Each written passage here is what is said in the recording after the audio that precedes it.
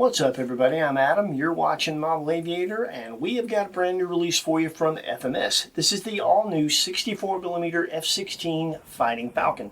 Now this is not the first time FMS made a 64mm F-16. About 10 years ago they made one, they updated that airplane in 2018. This is not the version 3 of that airplane. This is an all-new mold, a brand new 64mm F-16.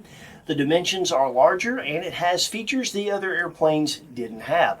We'll get into all that, but first, let's check out the assembly. The manual does a great job of taking you through the steps of assembly. It's not a difficult assembly, but there is some gluing required, so that's going to add just a bit of time. You can use contact cements like E2000, foam tack. You can even use medium CA if you prefer. The key is properly preparing the parts. You want to take a very fine grit sandpaper and lightly sand the pieces you're going to glue. You also want to score them with a hobby knife. That gives you a nice strong glue joint. And you want to take your time during that part of the process. Test fit the parts so that you know exactly what part to sand and score so that you don't mark up something that's going to be visible later. The part count's relatively low. A lot of what you're seeing here are the underwing stores. You're going to start with the main wing. There's a single carbon spar. You want to plug in the plugs for your lights and your ailerons, and then you'll use 2 screws per wing to tighten the wings down. You'll find a servo plug coming out of each side of the fuselage in the back. Those are to plug in the servos on each horizontal stabilizer. Make sure that you lightly sand and score the parts that you're going to glue. Test fit them first. You'll plug in your horizontal stabilizer, glue it into place, and then tuck your wires in the little channel that the servo plug was coming out of. Next, you'll glue your vertical into place, plug in your light and rudder plugs. I had to remove a tiny bit of foam, about 1/4 of an inch, off of the bottom of the horizontal in the back to make room for the light wire and plug to go in the slot provided where you tuck it away. You want to carefully tuck those away and glue the vertical into place. The ventral fins are tab and slide. Each main gear leg goes into a hole and slot on the fuse. You've got a plastic bracket that you use on either side, and they're marked so you know right from left. You'll use 2 screws per bracket and 1 screw per front main gear brace. The nose wheel strut's going to go into a hole in the bottom of the fuse at an angle like you see here. This is the view through the intake. You can see the grub screw that tightens down onto the flat piece on the steering arm wire that goes to the steering servo. You can use an Allen driver to get to that grub screw through the intake. And finally, the nose cone just snaps into place. We've got some important assembly notes for you. Before you start your assembly, bind your receiver to your transmitter. You don't have to install the receiver just yet, but you want to at least plug everything in so you can test servos as you go. When we put the main wings on, the plugs coming out of the fuse for the ailerons and the lights are not marked, so you're going to want to be able to test and make sure you have those plugged in properly. It's also a pretty good idea to test the elevator and rudder servos before you glue the horizontal and vertical into place. And when it comes to tucking those wires away in the very small slots provided for that, once you get everything plugged up and you know that it's right, go ahead and cut those pesky wire markers off. That's just less that you have to tuck away in a very small space. When it comes to installing your receiver, you can see in this picture, we put a very light ply shelf in the airplane, only adds just a few grams, and that gave us a nice flat surface for a stabilized receiver. Now, there is room on the side here for you to install a receiver, but if you're using a stabilizer, it needs to be square. So if you put it on the side, you're gonna have to shim it so that it's perfectly parallel to the direction of the fuse so that it corrects properly. If it's not a stabilized receiver, you can pretty much put it anywhere. And finally, the only other thing that we ran into when it comes to our nose wheel strut, when we tightened it down on the flat part of the wire, the nose wheel was not aligned. So we moved the servo arm 1 tooth, and that perfectly aligned the nose wheel. The F-16 has a 28-inch wingspan. It's 42.9 inches long. Our example weighed 2 pounds, 6.3 ounces, ready to fly. That's with the gear, but no ordnance. with a Spectrum 4-cell 2250C pack. It has a 40 amp ESC, a 12 blade fan unit, 6 9-gram servos, and is intended for 4-cell 2200 to 2600 packs. The F-16 is sold as a plug and play, which means you choose your receiver of choice and install it yourself. Any protocol is fine so long as it's a full range receiver. It's sold in 2 paint schemes, the Battlefield Gray you see here and a Thunderbird version, and it's 4 channels out of the box. You have elevator, you now have rudder, which the earlier 64 F-16s didn't have, so that's a nice addition. You have a steerable nose wheel with a shock absorbing oleo strut, and of course you have aileron and throttle control. When it comes to features, you've got a lot of it already figured out at this point, I'm sure. But we all want a working rudder. Even on our smaller EDFs, you don't always get that, so that's a very smart addition on FMS's part. You also don't always have a choice between 2 paint schemes, and that is a nice choice to have in this case. The mold itself is a bit bigger, and it is meant to be much more detailed. FMS wanted this airplane to really look the part, and it does. The outline is more accurate. There's a lot more detail everywhere, really. The landing gear for a fixed gear 64mm F-16 looks very realistic with an oleo strut up front, which you also don't see, and something that I don't recall seeing on this size jet, a full LED set that would do a larger F-16 model proud, and all the LEDs are in the right place. That is a pretty nice feature and something I didn't expect at this size.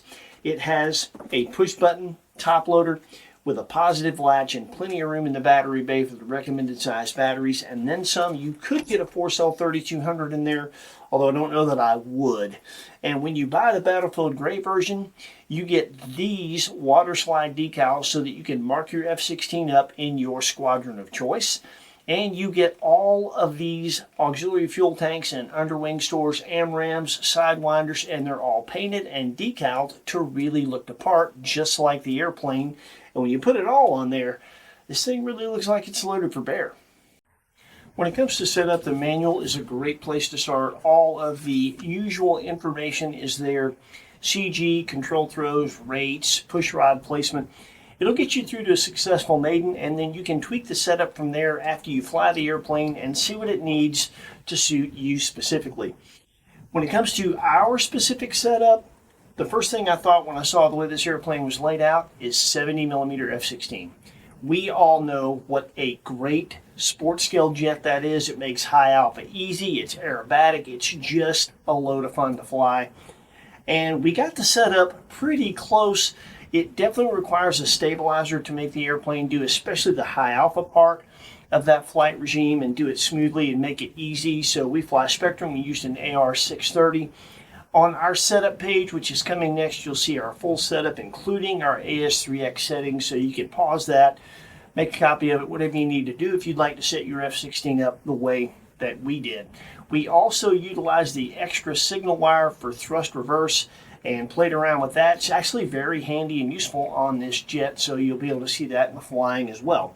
When it comes to the flying, through the airplane on HRB 4-cell 2660Cs and Spectrum 2250C packs. The flying you're going to see is going to start with, I guess, the bonus footage first. You're going to see a stall test, and you're going to see our attempt at grass ops. We'll talk more about that when we give you our final thoughts in a bit. Then you're going to see a full flight in the configuration you see here. That's gear on with the wingtip missiles on, kind of a high performance flight. Then we put all of the ordnance on and fly it with a full boat of ordnance. Then we do something that the manual doesn't mention. There's no mention anywhere of hand launching this airplane. I think it's intended to just be flown with the gear. Well, we took the gear off. We also took the ventral fins off. Dustin gave it a hand launch for us, and we played around with it completely clean. And it is very impressive how much the performance increases when you take all that drag and weight away. Do a little high alpha. It's going to be cool. Enjoy the flying. Check out the setup page. We'll see you back here. We'll give you our final thoughts.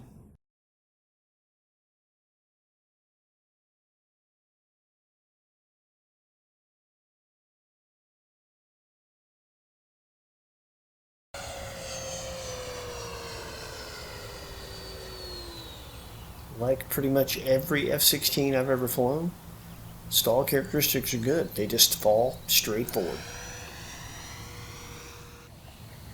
This is an attempt at a grass landing. Did not work out too well on our grass. And a takeoff.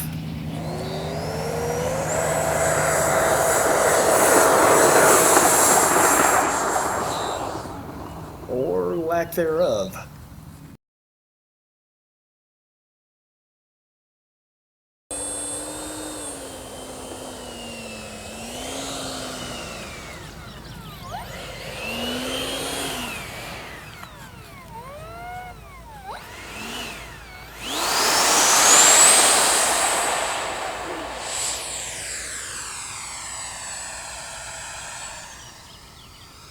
It has good power, and the lighter and cleaner you configure it, the more impressive it gets.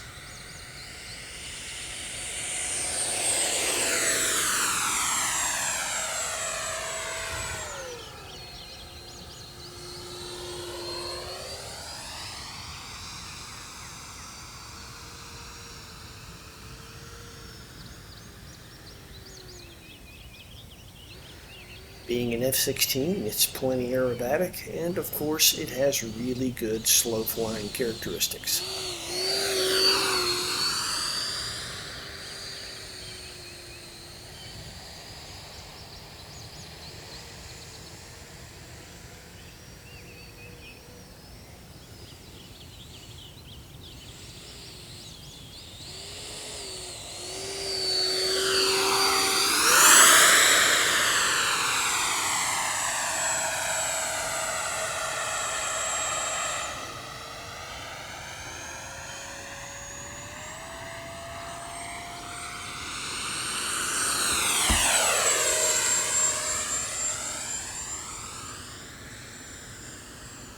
Also, as you might suspect of an F-16, it'll turn on a dime.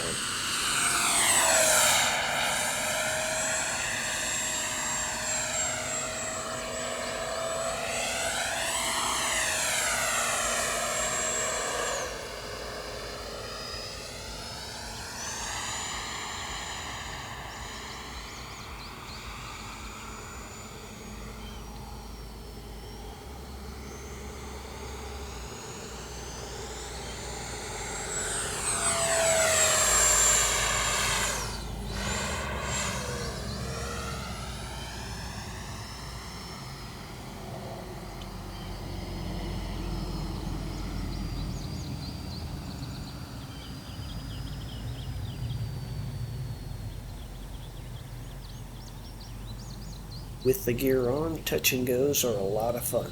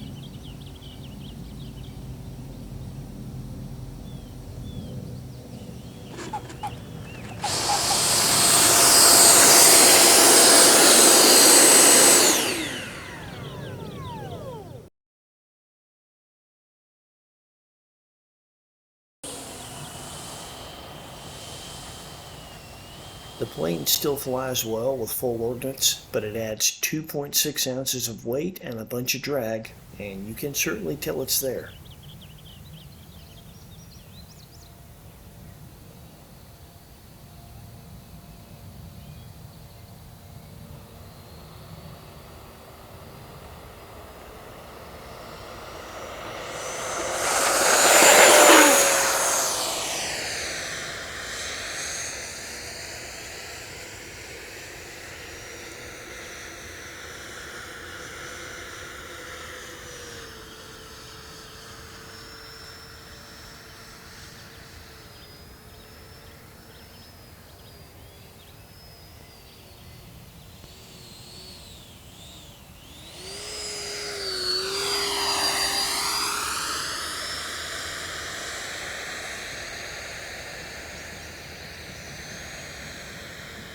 It still slows down well even with the Ordinance, but you do lose a bit of speed, a bit of climb rate, and it slows the roll rate down a bit.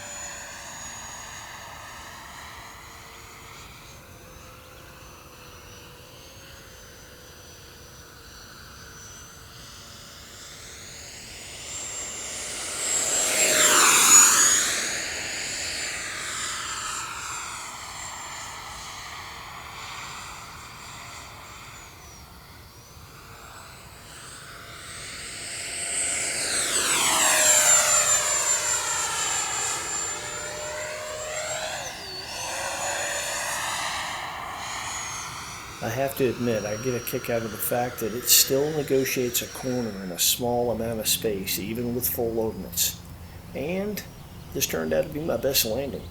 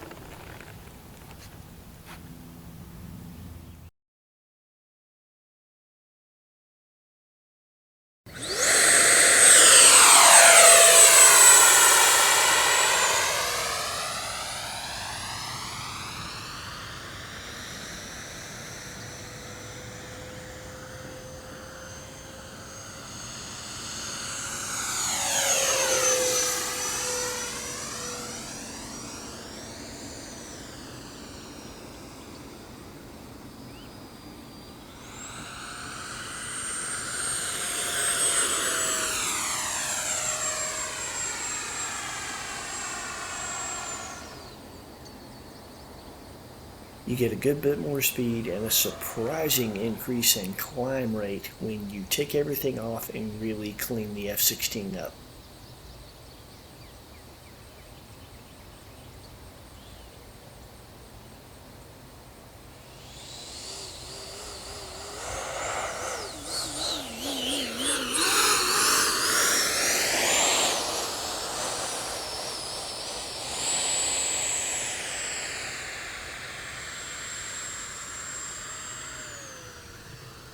That wasn't a bad first attempt at high alpha, but the second attempt is a good bit better.